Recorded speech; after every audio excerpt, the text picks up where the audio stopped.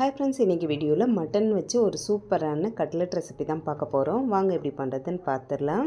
இதுக்கு வந்து மட்டன் கொத்துக்கறி வாங்கிட்டு வந்து வச்சுருக்கேன். அதை வந்து நல்லா க்ளீன் பண்ணி எடுத்து வச்சாச்சு.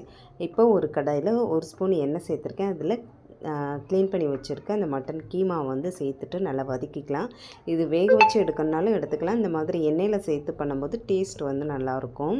இது கூட கொஞ்சமாக மஞ்சத்தூளும் உப்பும் சேர்த்து நல்லா வதக்கிக்கலாம். இதில் தண்ணிலாம் எதுவுமே சேர்க்க வேணாம். மட்டன்லேயே வந்து வதங்கும் போது தண்ணி விட்டு வரும். அதனால் தண்ணி எதுவுமே சேர்க்காமல் அந்த எண்ணெயிலேயே நல்லா வதக்கி விட்டுறலாம். அடுப்பை வந்து நல்லா மீடியம் ஹீட்டில் வச்சுட்டே வேக வைங்க. அந்த தண்ணி எல்லாம் விட்டு நல்லா அந்த தண்ணியும் வற்றிட்டு மட்டனும் நல்லா வெந்து வந்ததுக்கு அப்புறமா இதை வந்து ஒரு பிளேட்டுக்கு மாற்றிடலாம். இப்போ மட்டனும் நல்லா வெந்திருக்கு. அதே கடாயில் கொஞ்சமாக எண்ணெய் சேர்த்துருக்கேன். இதில் வந்து ஒரு பெரிய வெங்காயமும் 2 பச்சை மிளகாவும் நல்லா பொடிசாக கட் பண்ணி சேர்த்து வதக்கிக்கலாம். பச்சை மிளகாய் வந்து கண்டிப்பாக சேர்த்துக்கோங்க, ஃப்ளேவர் வந்து ரொம்ப நல்லாயிருக்கும். இப்போ இந்த வெங்காயத்துக்கு தேவையான அளவு உப்பு வந்து கொஞ்சமாக சேர்த்துக்கிறேன். சேர்த்துட்டு நல்லா வதக்கி விட்டுடலாம். வெங்காயம் வந்து ரொம்ப ப்ரௌனாலாம் வதங்க வேணாம், ஓரளவு வதங்கினா போதும். இப்போ இது கூடவே வந்து 1.5 ஸ்பூன் போல் இஞ்சி பூண்டு பேஸ்ட்டு சேர்த்துக்கிறேன். சேர்த்துட்டு இதோட பச்சை ஸ்மெல் போகிற அளவுக்கு நல்லா வதக்கி விட்டுடலாம்.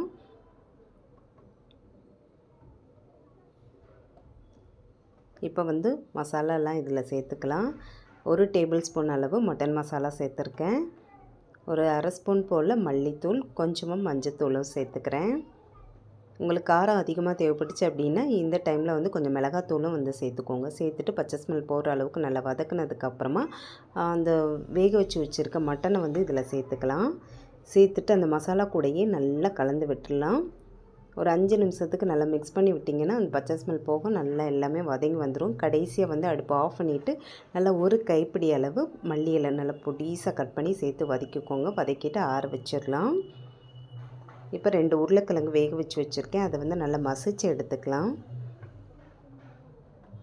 இது கூடவே வந்து மட்டன் கீமா வதக்கி வச்சுருக்கோம்ல, அதை வந்து இது கூட சேர்த்துட்டு நல்லா கலந்து விட்டுறலாம்.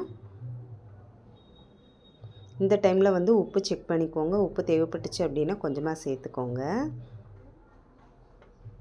இதை வந்து இப்போ ஒன்று சேர எல்லாமே நல்லா கலந்து விட்டுக்கலாம்.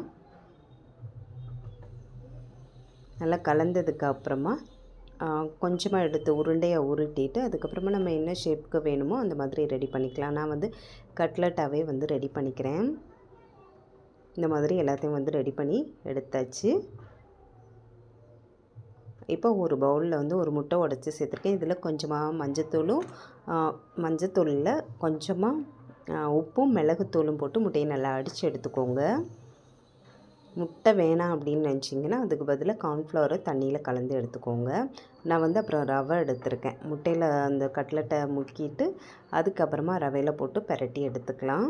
நீங்கள் ரவைக்கு பதிலாக பிரெட் க்ரம்ஸ் கூட எடுத்துக்கலாம். இது மாதிரி எல்லாம் ரெடி பண்ணதுக்கப்புறமா ஒரு கடாயில் கொஞ்சமாக எண்ணெய் சேர்த்துட்டு ஃப்ரை பண்ணி எடுத்துக்கலாம்.